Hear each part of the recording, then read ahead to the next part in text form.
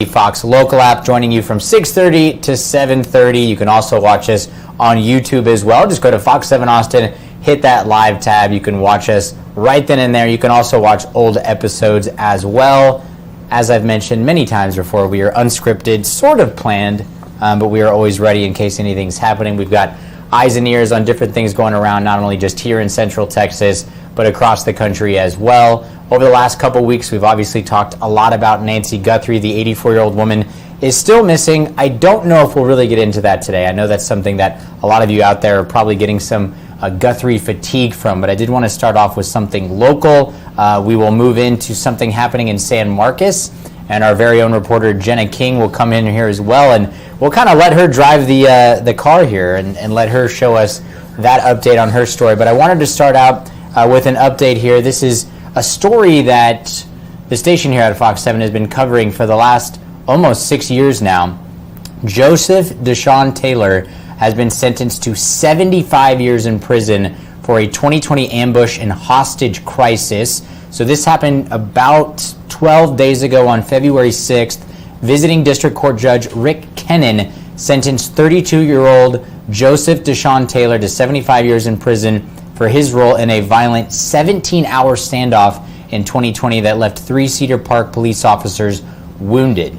We do want to show you guys kind of a archive footage here. It's not that old. It's just from 2020 when this thing first happened, but we can look back at it now, and this is right after these events unfolded. Obviously, at the time, Taylor here was much younger, but we want to show you guys the old story that we aired initially right here, just to kind of give you guys a background, and then we'll get into exactly more details here and all the details of the case. This coming out of the Williamson County.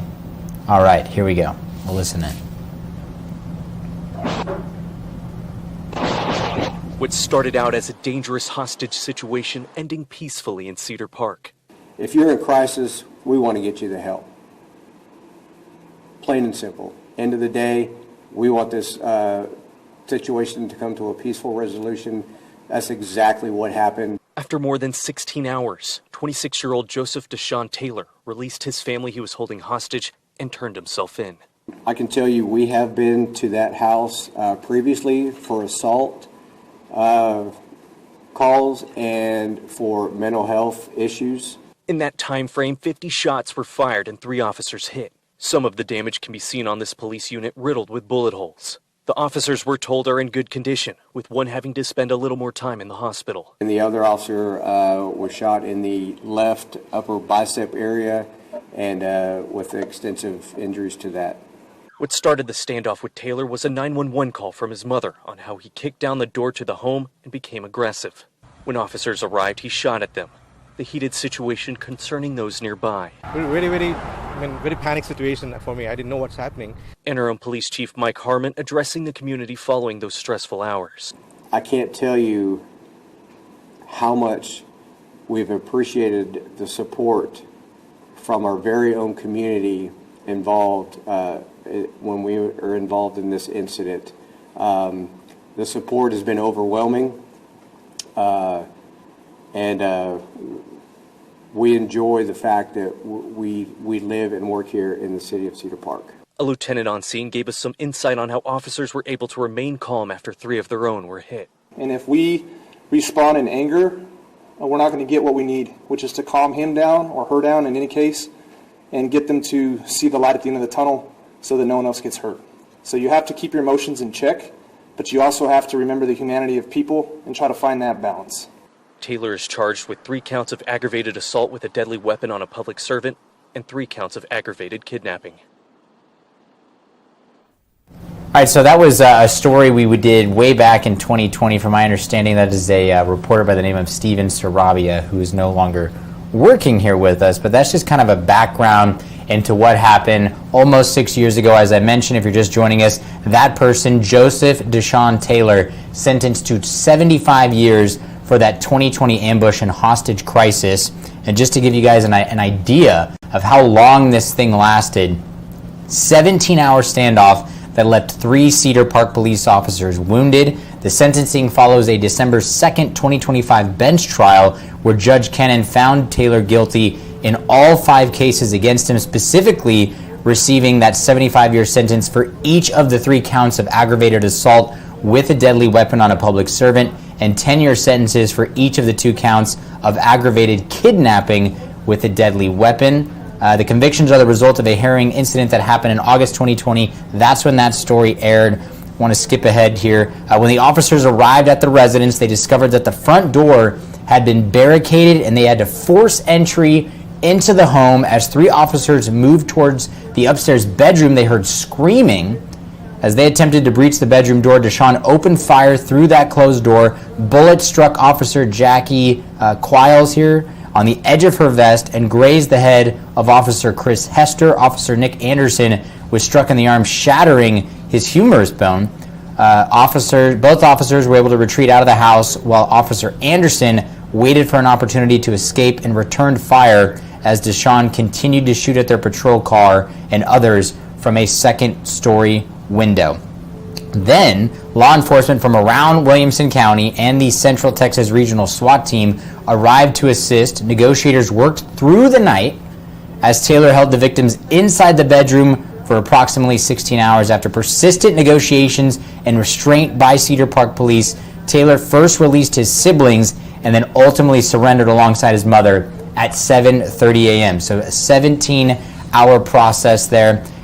Just to wrap this up, the officers recovered a Glock 9mm handgun with several extended magazines, along with approximately 96 spent shell casings from the bedroom where Deshawn was holding his family hostage. So quite the scene that was out there. Obviously, this person, Joseph Deshawn Taylor, getting sentenced to 75 years in prison. No joke of a story there. So just before we head to break here, since we've got people asking on the TikTok stream here, we got sort of a simulcast here going. We will give you guys a slight update here on the Nancy Guthrie situation. And I feel as though over the last week, there was some ground being gained. You felt as though everything's getting a little bit closer. They get the DNA on the glove that's found about 2 miles from the home, and you're thinking, okay, do they have something here? People detained last week, 3 people at that home, 2 men. One was a woman who was, the mother of one of those men. Then another guy gets detained in a vehicle. All those people released.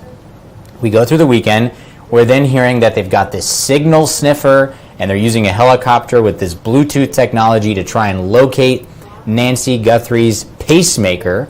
Okay, but nothing coming up there. And then while all of this is going on, TMZ, specifically Harvey Levin, who is the face of TMZ, continues to make headlines. I feel as though I've said his name more over the last 48 hours than Nancy herself. So Harvey Levin said yesterday, and I think he was on the Sean Hannity show on Fox News, saying, yeah, we got this ransom letter. We obviously give information to the FBI, and we don't want to put out too much information or explain too much of what's actually in these letters because we don't want to compromise the investigation, and we certainly don't want to let, the people out in the public know too much about what's going on because, at the end of the day, it's an open investigation.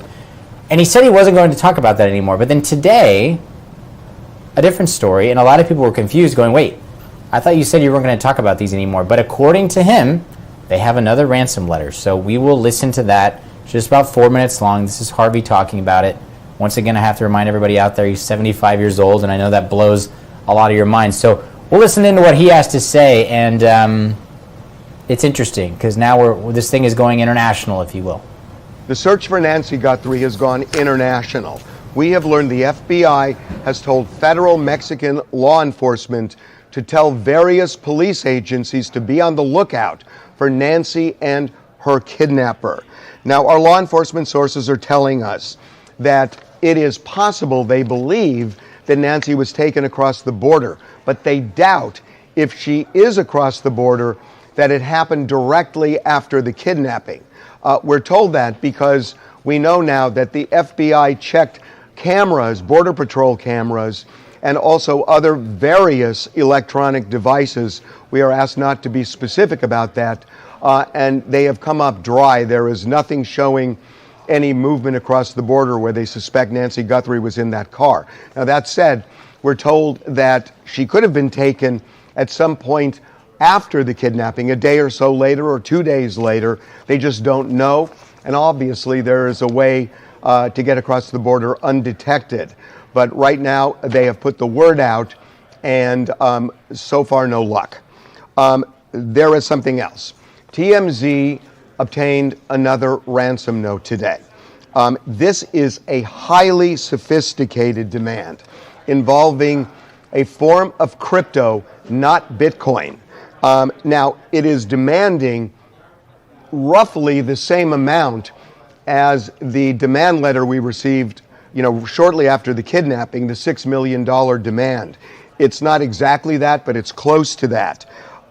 The demand graphically describes the consequences if the demand is not met. It also involves the media, saying that the media essentially becomes a go-between, a trigger, if you will, for getting this ransom money. We have been asked. I do want to pause it there because you're hearing Harvey talk about the media being the go-between. Since the beginning, a lot of people have questioned this and said, wait, okay, if you want the media to be the go-between, and if you're going to kidnap Savannah Guthrie's mother, why would you be reaching out to TMZ and not NBC where she actually works? Or why are you reaching out to this outlet specifically? I mean, they have been on this thing every day.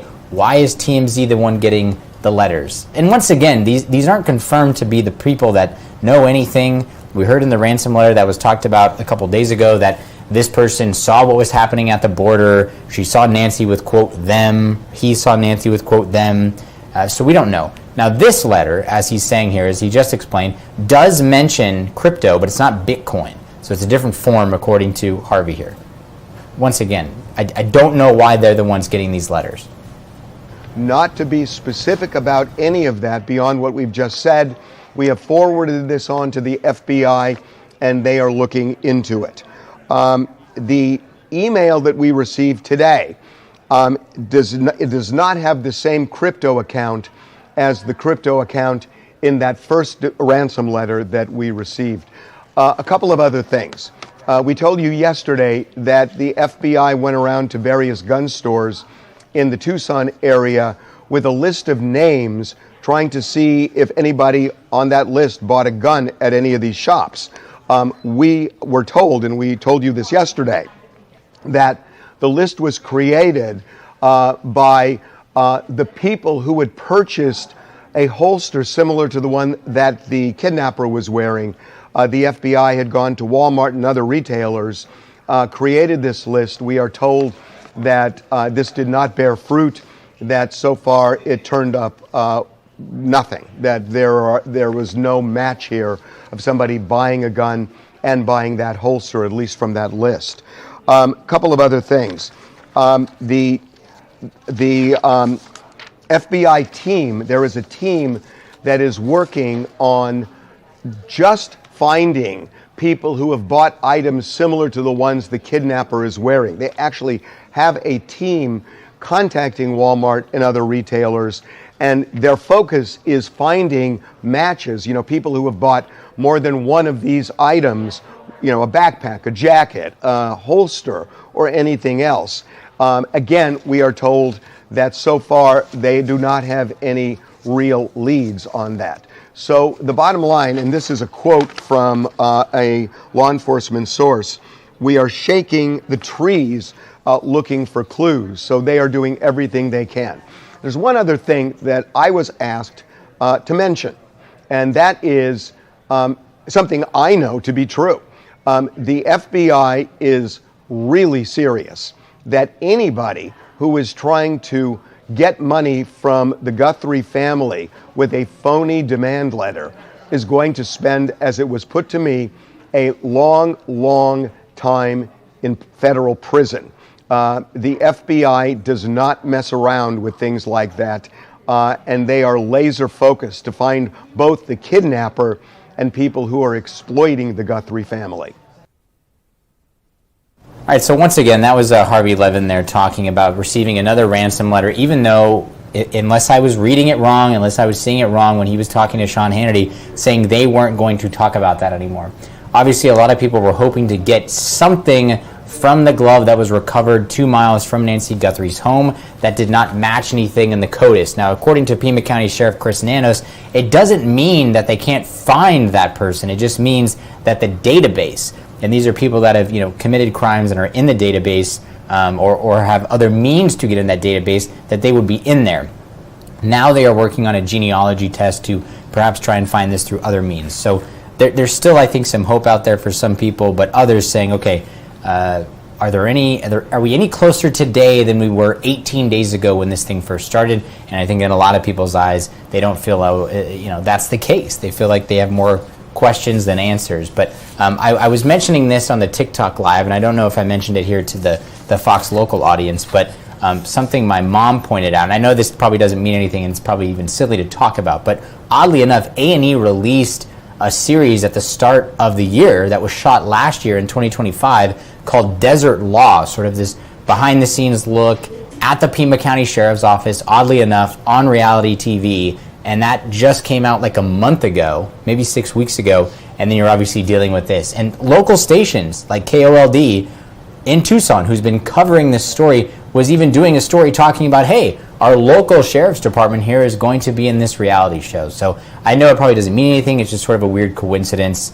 And we might come back and talk more about this, but I know the TikTok audience and the social media audience loves it. I'm sure the people on the Fox Local app might be a little bit tired of it. But if you're just joining us, we're in the first segment of the show here. The top story we began with was Joseph Deshaun Taylor sentenced to 75 years for the 2020 ambush and hostage crisis, 17 hours, injuring 3 police officers out there in Cedar Park. When we come back, we're going to take a break, but when we come back, Jenna King is going to join us, and we're going to get into some really exciting city council stuff. I know it doesn't sound exciting on paper, but the things that happen in city council are always important, specifically in regards to San Marcos here, and it has to do with the data center, and there are people that love it, and there are people that don't want it there. And so we'll hear from both sides, and Jenna will take us through that. We'll be right back after the break. You're watching Austin Live right here on the Fox Local app.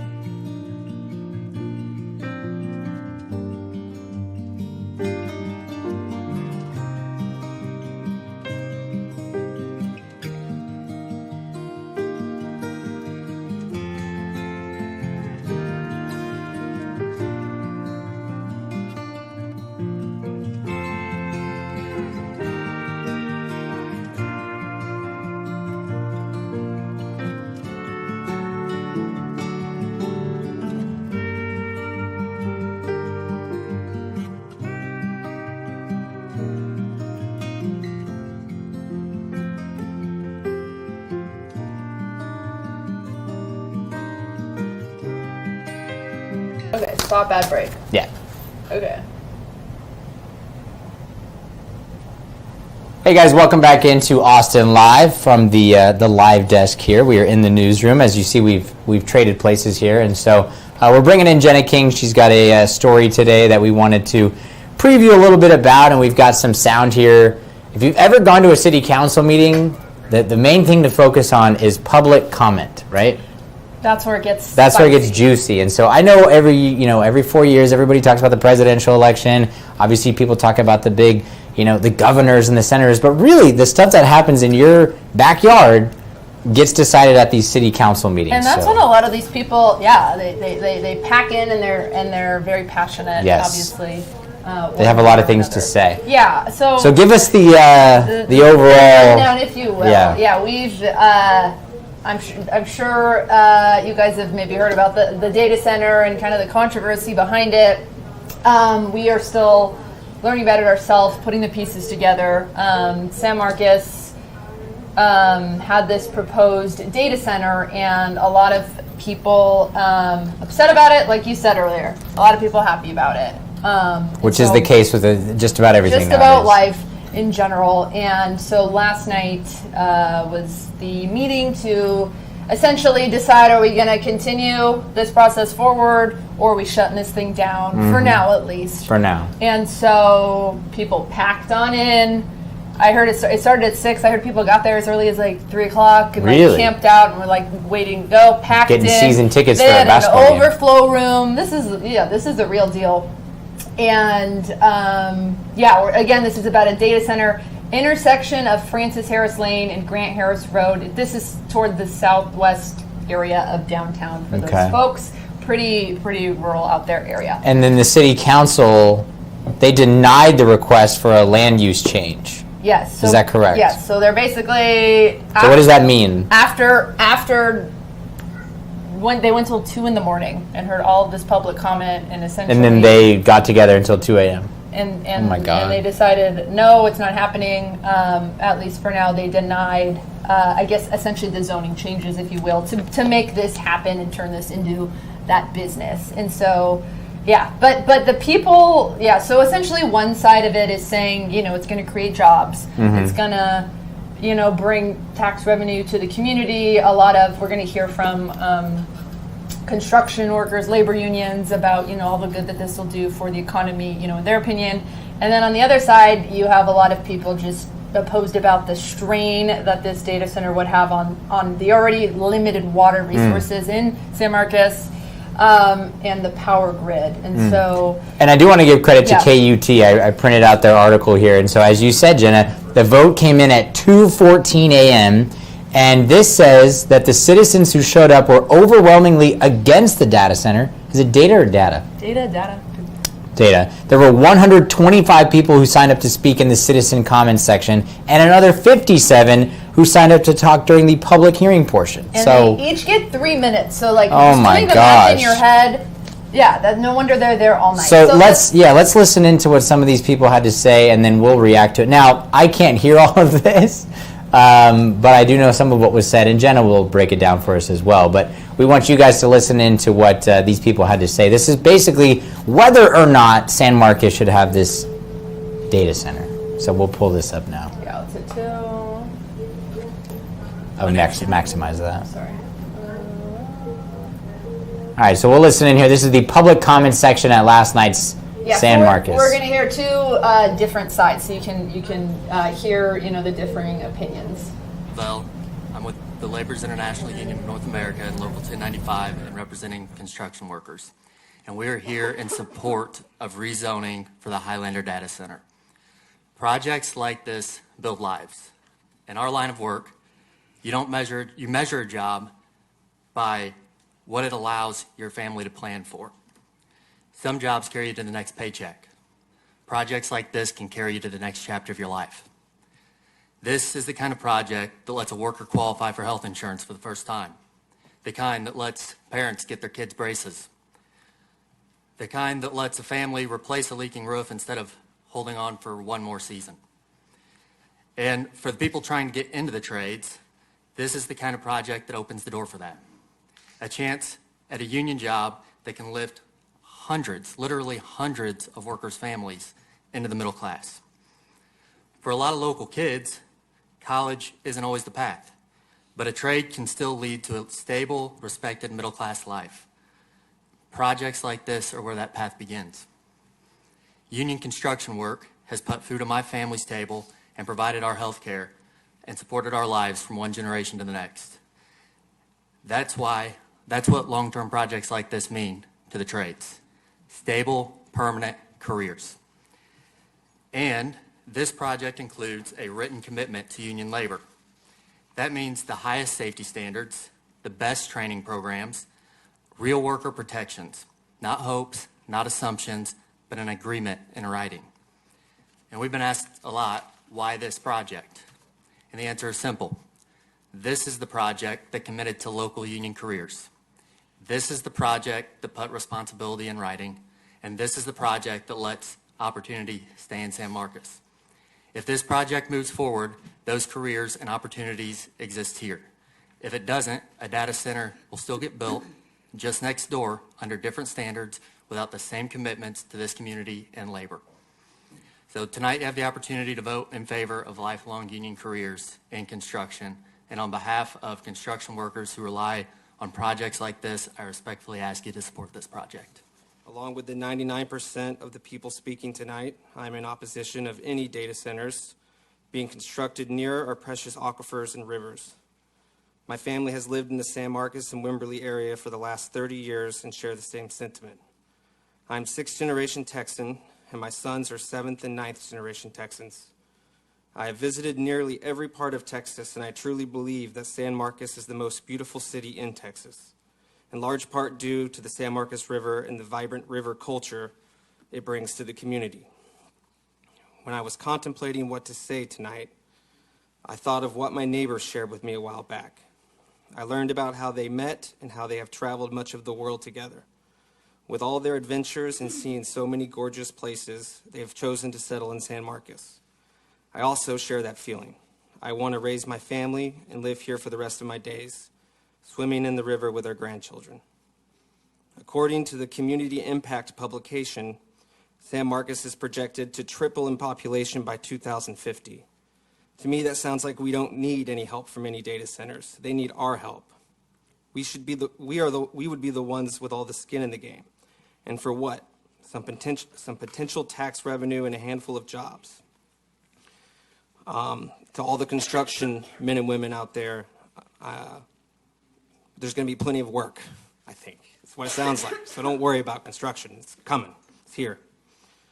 I'm pleading with you to be the heroes we desperately need at this moment and show the 1% that San Marcos and its resources are not for sale.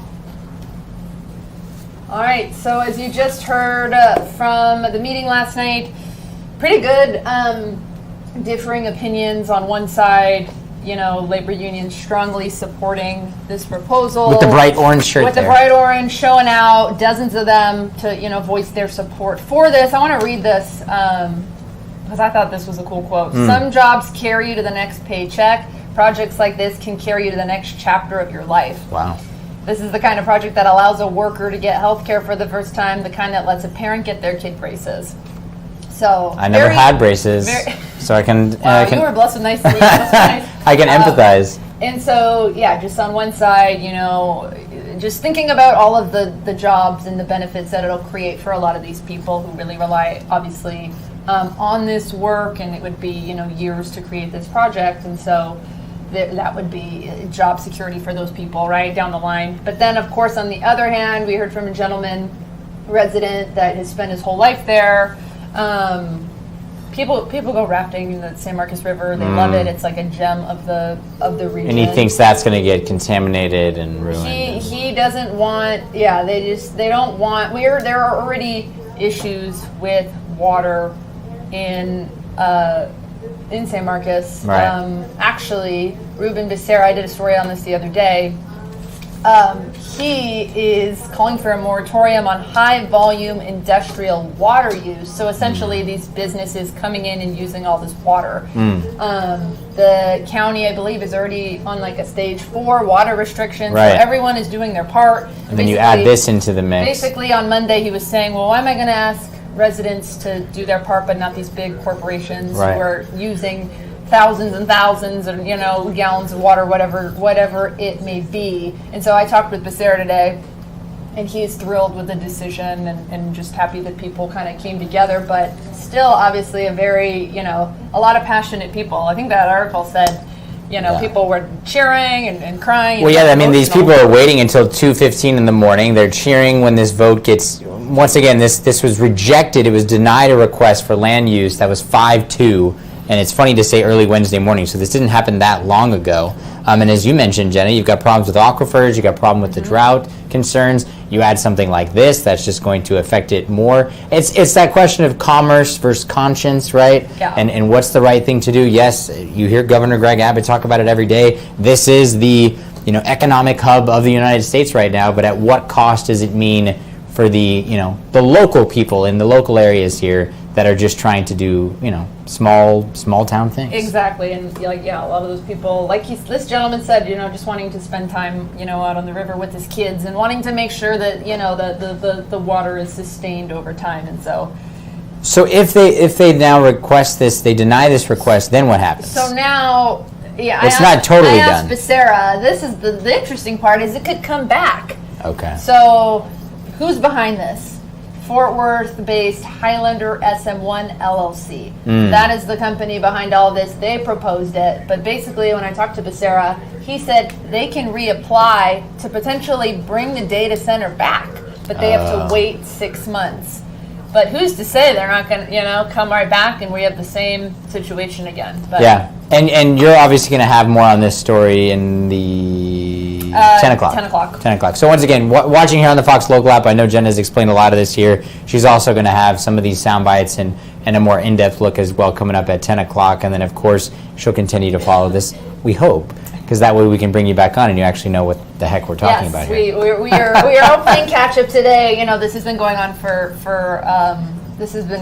quite a while, the back and forth, but a lot of people, like we said, very passionate one way or another. But it sounds like for now it is halted. We are kind of at this pause, so to speak, at this rejection. Could come back in the future, could not. So I guess it's more. Well, we'll let her get back to doing her job here tonight, and so we'll exit out of this. So we're gonna get out of this. Thank you so much for having me, and we'll send it to break.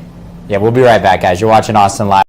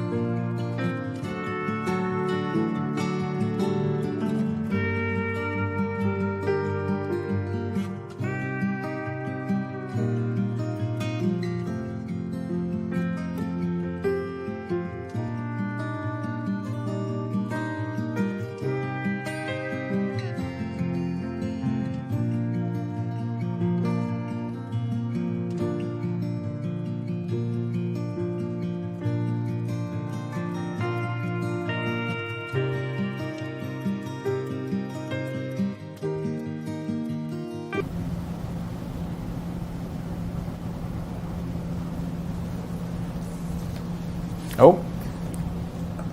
Hey guys, welcome back to Austin Live right here on the Fox Local app. You can also watch us on YouTube. Just go to Fox 7 Austin, hit that live tab. You can watch us there, and you can also rewatch old episodes as well. And as we have been doing over the last week or so, we've got sort of a simulcast, if you will, on TikTok. You can follow that at Alec on Fox 7 as well. And so before we went to break, we were talking about some updates in San Marcos with a data center that was basically blocked by the city council in a vote of 5-2.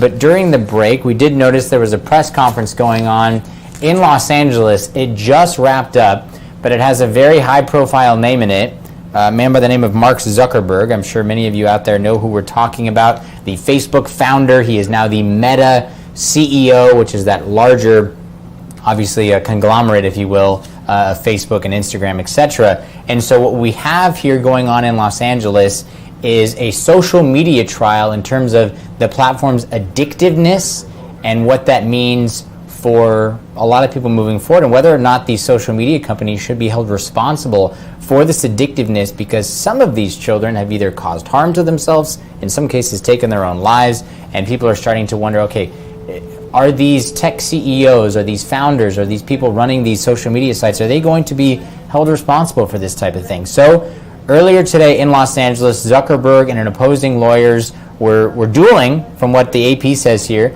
They said the Meta CEO answered questions about young people's use of Instagram, his congressional testimony, and internal advice he's received about being, quote, authentic and not robotic. I'm sure many of you guys a couple years ago saw him in that congressional testimony and thought, why is this guy acting so weird? A lot of people were critical of him, saying he's not human, he doesn't understand, and he's just like this, AI robot, if you will. Anyway, Zuckerberg's testimony is part of an unprecedented social media trial that questions whether Meta's platforms deliberately addict and harm children. During questioning by the plaintiff's lawyer, Zuckerberg said he still agrees with previous statements he made that the existing body of scientific work has not proven that social media causes mental health harm. The plaintiff's attorney asked Zuckerberg if people tend to use something more if it's addictive. I'm not sure what to say to that, Zuckerberg said. I don't think that applies here. I did want to show you guys a clip. This is a woman here, Maureen Malak. She lost her 16-year-old son to suicide, unfortunately. She was on the Will Cain show earlier, which does come on the Fox News channel, and so I want to listen in to what she had to say and her thoughts on this. There are other parents obviously out there that feel a similar way as she does, so we'll listen in to this mother here. Well, first of all, let me just clarify that David's cyberbullying didn't start until after he was already addicted to social media. What we know is that kids who are addicted have a much larger chance of experiencing additional online harms. I've been working with many parents over the last several years, and all of our stories are the same. That all gets rooted back to the addictive nature of these platforms and their model, which is engagement. And we know that they're doing this, and the evidence is going to come out. I believe we're going to see a lot more evidence this week that's going to show their internal documents. You just showed some of them earlier, but we're going to see more that's going to prove not only internal communications through email, but also their own research that showed that these platforms were dangerous, and they didn't do enough to stop it. So that was a woman there, Maureen Malak, I'm not quite sure how to pronounce her last name, but she lost her 16-year-old son to suicide. She blamed the addictiveness of social media for causing her son's mental health problems. We are hearing from some people here on the TikTok Live. They believe that the parents should be responsible. They say parents need to be more involved in the child's life, and they need to be the ones that are held more responsible for whether or not their kids get on these social media sites. But of course, a lot of people out there upset with these companies, believing they're not taking children's safety into account, believing that they're not doing this for the good of, the future of these kids, but it's all about getting them back on, getting them to scroll, getting them to like, share, and repost content. I will go on with this article. It says, attorneys representing the plaintiff, a now 20-year-old woman identified by the initials KGM, claims her early use of social media addicted her to the technology and exacerbated depression and suicidal thoughts. Meta Platforms and Google's YouTube are the two remaining defendants in the case, which TikTok and Snapchat, they've already settled. So TikTok and Snap have already settled. So the last two we got remaining here, Meta Platforms, and Google's YouTube. We go on to say here, this is a long article. Zuckerberg then, he continues to push back here. He says the idea that he's been coached on how to respond to questions or present himself, saying those offering the advice were just giving feedback regarding his media appearances and public speaking. Zuckerberg said, quote, "I think I'm actually well known to be sort of bad at this." Yeah, no duh. The Meta CEO has long been mocked, as I explained to you guys, for appearing robotic. In 2010, during an interview with some tech journalists, he was sweating so profusely that one of the reporters asked him if he wanted to take off the hoodie, and that was his uniform at the time, basically. So Zuckerberg says here, "I don't see why this is so complicated. This is a lengthy back and forth here, reiterating that the company's policy restricts users under the age of 13 and that they work to detect users who have lied about their ages to bypass restrictions." So obviously, this is going to be something I think that's talked about for quite some time. I know a lot of these social media platforms have been out for some time now, but I don't know if we're getting the full scope of just the effect of all of that, as we say certain kids now raised on iPhones and iPads, and certainly I think there will be consequences that come from that, obviously because of COVID and everything that happened with so many people being locked down, and I'm sure there'll be a lot of data that comes from that whole era of time and kids not going to school and being on their phones and being on their computers more. So we'll continue to keep you guys updated on that. I wish we had that press conference that was just outside of the courtroom there in Los Angeles, but we don't have that anymore. We are going to take another break. We will try to round up everything here that we've talked about over the last hour, 45 minutes here, and then we'll close the show, and we'll continue to keep an eye on things that are happening. If anything happens with the Nancy Guthrie case, obviously, we'll switch to one of those cameras as well. You're watching Austin Live right here on the Fox Local app.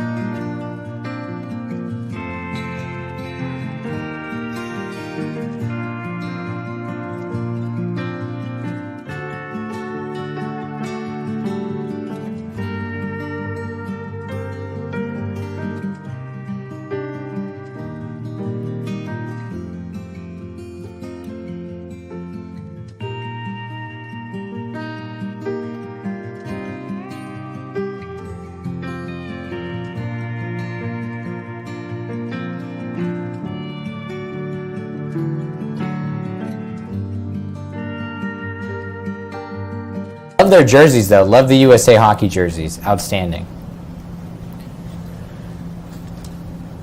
Hey guys, welcome back into Austin Live. You're watching us right here on the Fox Local app, live from the Fox 7 Austin newsroom. You can follow us on all of our social media, Fox 7 Austin. You can also follow us on our website. That's fox7austin.com. And as I've mentioned, if you're into the dual screen viewing, which I know many of you out there put on something on your TV and then you watch other stuff on your phone, you can watch us on TikTok as well. Just go to at Alec on Fox 7, and you can get a little behind the scenes look of what we're doing here. It's just me talking, but it's a different perspective, which is kind of fun.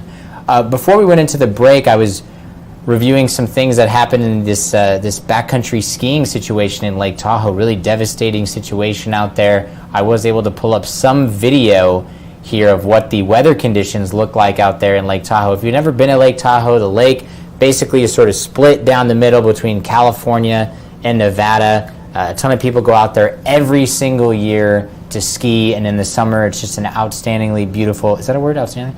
It's an outstanding vacation spot, and so a ton of people, specifically from the Bay Area, will go out there, but it's also an international spot for a lot of people as well.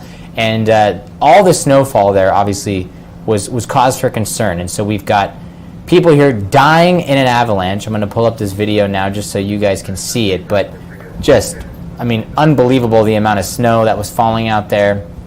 And I do want to update you guys, based upon the latest from the Associated Press, 8 backcountry skiers were found dead, and 1 is still missing in this avalanche. This is the worst avalanche that has happened in nearly 50 years. And so the crews found the bodies of those 8 backcountry skiers near Lake Tahoe. They are still searching for 1 more.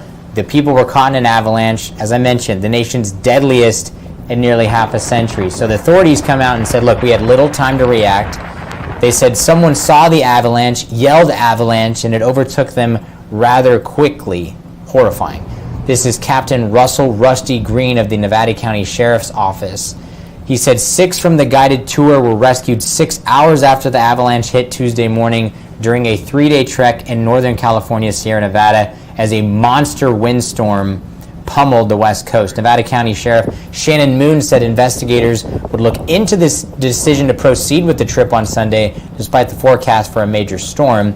That morning at 6:49 a.m., the Sierra Avalanche Center issued an avalanche watch indicating that large avalanches were likely in the next 24 to 48 hours. You can see all that snowfall there. It is a beautiful area, don't get me wrong, but obviously it can be extremely dangerous. I believe these images coming out of the Truckee area as well. I mean, look at that snow, just unbelievable there. So they say the center increased the watch to a warning hours before the avalanche hit. It's not known if the guides would have known about the warning before they actually ventured out. So there you go, just horrible. Authorities have told the families the mission has moved from rescuing people to recovering bodies. This was during a press conference. The victims, including 3 guides, were found fairly close together. The dead and missing include 7 women, 2 men, ranging in ages from 30 to 55. The crews have not been able to remove the victims from the mountain because of the extreme conditions. 3 to 6 feet of snow has fallen since Sunday. The area was also hit by sub-freezing temperatures and gale-force winds. The Sierra Avalanche Center said the threat of more avalanches remained today and left the snowpack unstable and unpredictable in an area known for its steep, craggy cliffs. So if you've been in this area, if you're considering going to this area, avoid it. Obviously, there's just a ton of snow out there, a high avalanche risk. And as they say here, 8 people found dead, 1 is still missing, but according to them, this isn't much about rescuing anymore. This is about recovering what they expect to be another dead person, which could move that total up to 9 people. Horrifying images out there. Lake Tahoe, a beautiful place, but even with this amazing nature there, just horrifying. The deadliest U.S. avalanche in 45 years. We're going to take another break. When we come back, we'll try to wrap up everything. We'll talk to people here that may have some questions. If you have questions out there, you, of course, can join us right here on the TikTok Live, and we'll try to answer those as well. We'll be right back.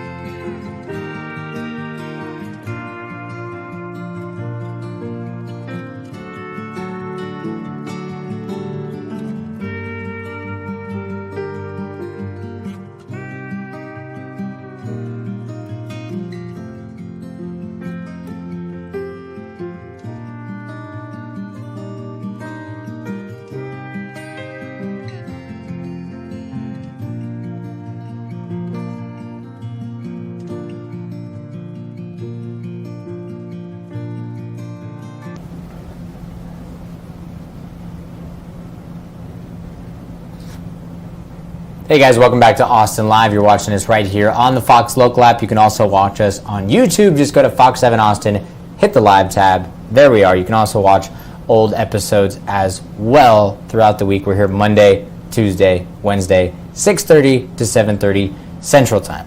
Okay, I know I said we were going to talk about some other stuff, but I do want to explain this just because a lot of people out there are probably wondering, and I think you should know. Early voting began yesterday. This is the article we have up on our website, so you can just Google search Fox 7 early voting. It'll take you right here.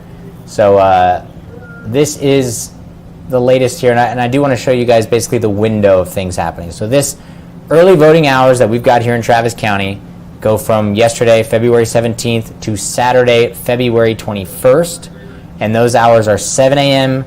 to 7 p.m. On Sunday, it's noon to 6. And then the next week, Monday, February 23rd to Wednesday, February 25th, you once again have from 7 a.m. to 7 p.m. What is that about? The last day, Thursday, February 26th, and Friday, February 27th, once again, 7 a.m. to 7 p.m. Some locations will have extended hours from 7 a.m. to 10 p.m. So you've got all day to vote.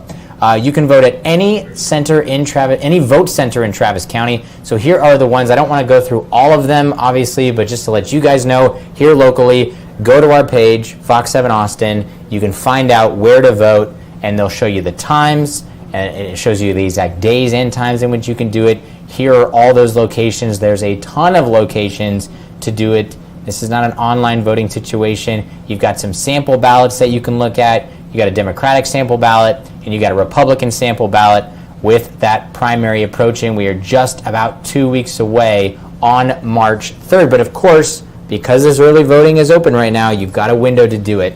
Obviously, make sure you have your Texas driver's license or some type of personal identification. There's some other supporting documents you can bring as well. So just go to our website. You can find all that information. If you're not sure, we've got the answers for you guys just to let you know. So you can head there. Okay. Due to popular demand here from the people on the stream, on the live here, they want to wrap things up with Nancy Guthrie before we leave. And so what we have here, and I did repost some of this stuff. Michael Ruiz has been doing a great job with Fox News Digital. Kind of a long update here, but I retweeted this earlier. He says, here's an update. DNA. Investigators are currently analyzing biological evidence found at Nancy Guthrie's residence.